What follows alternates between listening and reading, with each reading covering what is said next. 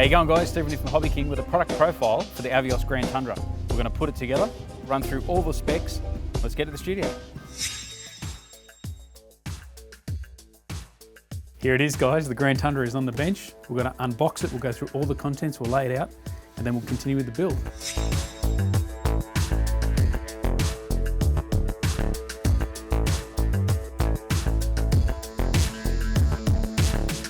So with all the parts of the Grand Tundra laid out on the table, you can see here that even though it's a 1700mm wingspan aeroplane, you can see it's a very limited parts count, which is going to be a very quick build. So here you can see the two horizontal tail surfaces, which is your tailplane, and your rudder, which simply just clicks on. We'll show you that in a minute. Now onto the wheels, you can see these fantastic soft foam wheels that come with the Grand Tundra. Fantastic for your all-terrain landing and takeoffs. Now onto the wing, and as you can see with the wing, you have a lot of items which come pre-installed with the Grand Tundra. If I turn it over, you can see here you have your landing light and also your left and right or blue and green navigational lights just there on the wingtip. Also pre-installed, we'll have a servo for your ailerons and servo for your flaps. So basically, all you need to do is connect your hardware onto these control surfaces with a ball link connection. In the wing here, you can see you have your wing connector. Just like the other Tundra, it is an easy off and on with the wing. And on the top here, you see we have the M3 brass threads. So basically, as you put the wing in, the electrical connection is made, and then all you simply do is bolt in your 4 screws, which hold your wing on, plus your wing braces underneath, of course. All right, guys, moving on to the hardware. So you have 2 different types of propellers. We'll get to that in a minute. One for 4S and one for 6S. And of course, over here, we have the spinner for the propeller, which simply finishes off the front of the Grand Tundra. Over here, we have these hard, high quality landing gear, which when you see the construction, you'll understand what I mean by high quality and tough landing gear. In here is a bag with all your hardware. So this is all your linkages, connections, screwdriver, and everything else you're going to need to put the Tundra together. And at the top in this little bag here, if you can focus in there, we have the vortex generators, which simply glue into the top of the wing to give you nice slow speed control with the Grand Tundra. Speaking of the landing gear, it also comes with the elastic bands, which then gives you your suspension. So we'll get to that in a minute as well. The tail wheel, which comes pre-assembled, and simply all you need to do is bolt it onto the bottom of the Tundra and then connect it via these 2 springs, and that'll give you control from the rudder. Over here we have the wing struts for the left and right wing, obviously to go underneath the wing to connect the fuselage to the wing. And of course, the carbon rods, which give you support between the wing. Another cool feature of the Grand Tundra is of course FPV. Now here we have an FPV canopy. So basically all you need to do is attach your pan and tilt camera just here, and you have a fantastic field of view when flying the Grand Tundra. Another little bit of foam that you're going to find in the box is this. Now with all Tundras and the Grand Tundra, you'll see this wedge which sits underneath the fuselage of the Grand Tundra. That's for the candy dropper, and yes, the candy dropper will be back. And finally, we have the fuselage. As you can see, it comes with the pre-applied stickers and also the pre-applied electronics. Inside this huge battery bay, you'll find the ESC and all of your electronic connections. And of course, pre-installed up the front, you have your SK3 motor. We'll get to that soon. And if we travel to the back of the fuselage, you can see at the back here, we have the avionics bay. So here you would put your receiver, and then all of your electrical connections would go into that avionics bay. Now both of these hatches have got magnets connected, so you're not going to lose them in flight, which is a fantastic thing. On the fuselage here you can see that PCB connector, which simply connects your electrical connection, so that's your flaps, ailerons, and of course your lights. At the back here you have your 2 pre-installed servos, one obviously for your rudder and for your elevator. And then at the back here we have another landing light or a navigational light at the back just here. And of course all your hard points for connecting your elevator and rudder. If we turn it over, at the bottom you can see the cooling vents here for your motor and of course for your electronics. And there's another cooling vent here as well. So that basically lets air flow through over your electronics and out through the 2 exit holes at the back here. Back to the front, you can see here is your mounting point for your landing gear, which is very substantial. And at the back here, you see a mounting point, and that will be used later on for your floats. Here is your underside navigational light, which actually flashes. Another fantastic feature of the Grand Tundra. All right, guys, it's time to get on with the build.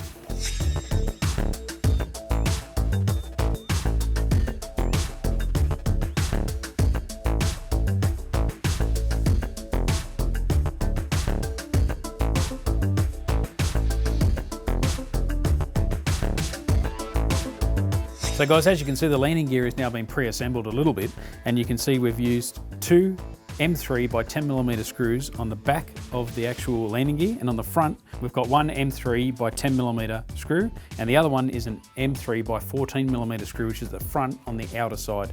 And then with this part of the suspension, you'll see there's two M2 by 10mm screws and also some nylon nuts which screw onto there, and in between those two you'll sandwich in some fuel tube, and that'll give you some movement with the front suspension. So once it's all combined with the rubber bands, you have this fantastic actuating suspension. And of course, after you've done that, then you want to put on your wheels. Now they simply bolt on with some nylon washers. Now when you tighten your wheel on, you want to make sure you tighten it up, then back it off a bit so the wheel spins nice and freely. All right guys, onto the build.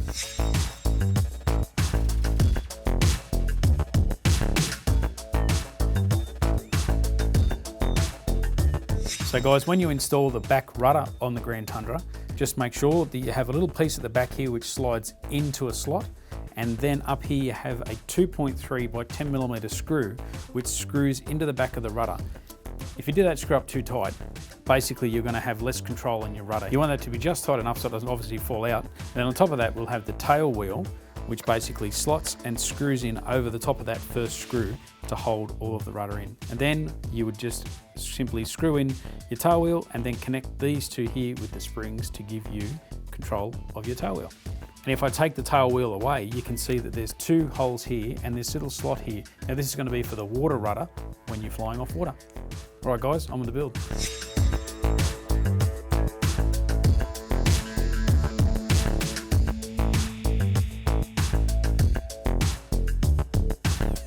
And as there's no gluing on the back of the Grand Tundra's tail, all you need to do is to put in the 2.3mm by 6mm screws into these points on the left and right hand side, and there's also one that connects the back of the elevator.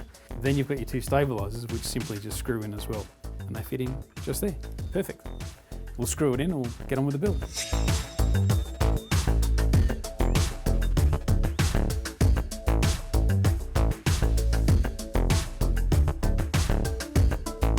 So now the Grand Tundra is on its own wheels. You can see here the front suspension is all complete.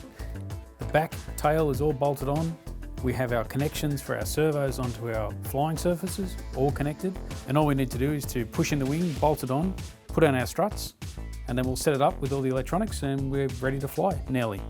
Now back onto the suspension, we've supplied you with some rubber bands. So basically the reason why we've used rubber bands is because after a while they perish and you can easily be replaced.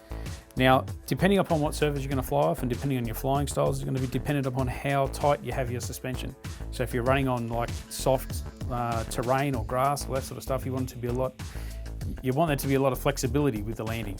So the easy way to do it, or the way I do it, is if you push down hard enough and the suspension collapses and stays collapsed, then obviously it's too loose. So then you'd put either more rubber bands on there or you tighten up the ones you've got. All right guys, I'll put the wings on and on with the build.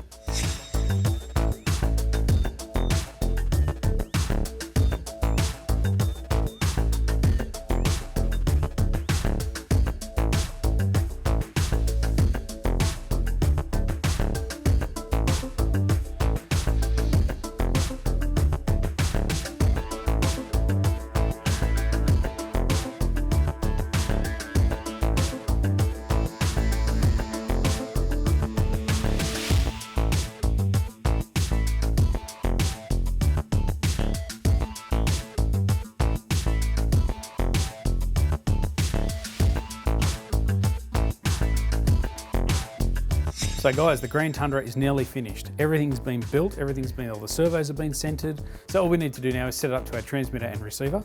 So guys, with the build, it's a very simple build, and all you're really going to need are a multi-tool. Just if I can reach over the Grand Tundra, it's so big. Is a multi-tool, which is down here.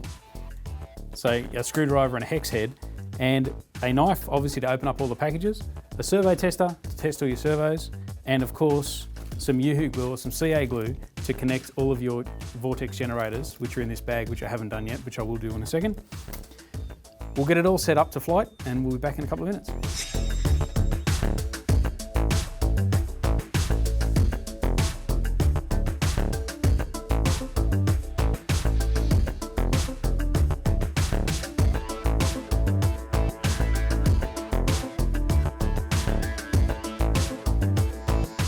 So guys, now that we've finished the Grand Tundra and everything's been glued on with the vortex generators, and we've also got it bound to our orange radio, we will go through some of the features. At the front, we have this massive, huge battery bay. In that battery bay, of course, you're going to fit your battery, and there's a pre-installed ESC. At the back, avionics hatch. In there, you'll have your receiver. So let's go through some of the features. The landing lights on the Grand Tundra are fantastic. I've got it bound up here and we can have a look. As you can see, with my half flaps or my takeoff flaps, I've got it flashing just for a bit of variety. Full flaps and the lights are on permanently. So when we turn it off, the landing lights come off. Fantastic. Now the wingspan of the Grand Tundra is this huge 1700 millimeters or 67 inches. The length is 1260 millimeters, which is 49.5 inches. The total weight without the battery is 2400 grams. Now up front, we've got a fantastic Turnigy SK3 5045 500 kV brushless outrunner motor. Now pushing that motor, you've got an Aerostar RVS 60 amp ESC, and that's a reversing ESC. Fantastic for when you're on the water and you need to reverse up to get you out of trouble and take off again. And of course, connected to the ESC, you've got an XT90 battery connector. Pre-installed, we have 4 12-gram servos. Now they operate the elevator, the rudder, and the ailerons. And on the flaps, we have 2 9-gram servos. Now, when you fly the Grand Tundra, you can operate the Grand Tundra on 2 different types of batteries, 4S and 6S, and we've given you 2 different types of propellers. The one on the Grand Tundra at the moment is the black one, and that's a 17 by 8 inch propeller.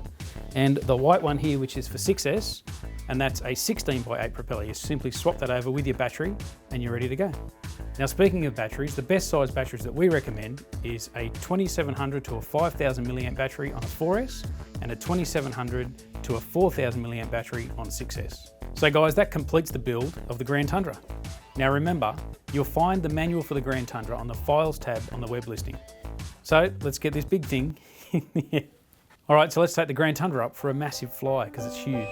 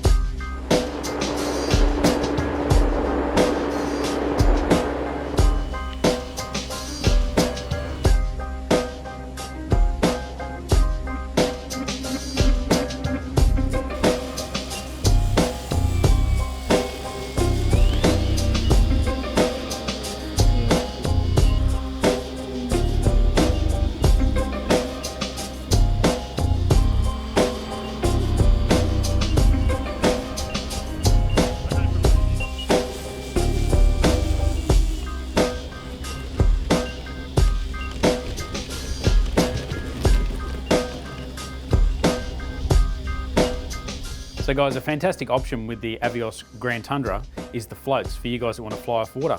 This is what comes when you buy the floats, so it is an optional extra. So you get obviously both floats, a sticker set for the green and the gold, and of course the blue and silver. And here is all the hardware to mount it onto the Grand Tundra. All right guys, so we'll put them onto the Grand Tundra.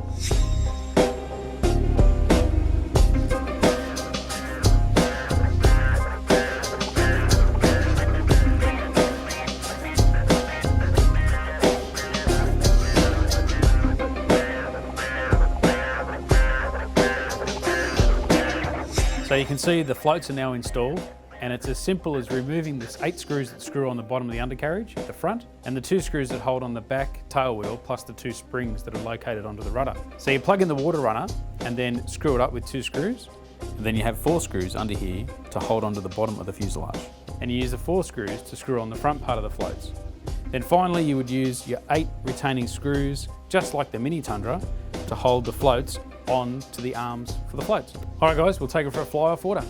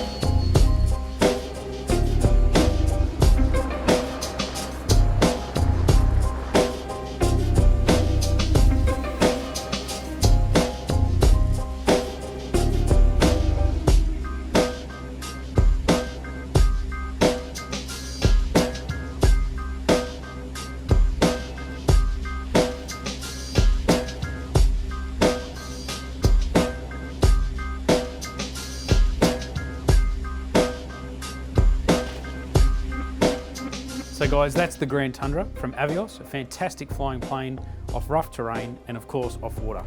All right guys, make sure you check out all the links below for the products. So make sure you follow us on Instagram, Facebook and YouTube. I'm Stephen from HobbyKing. See you guys.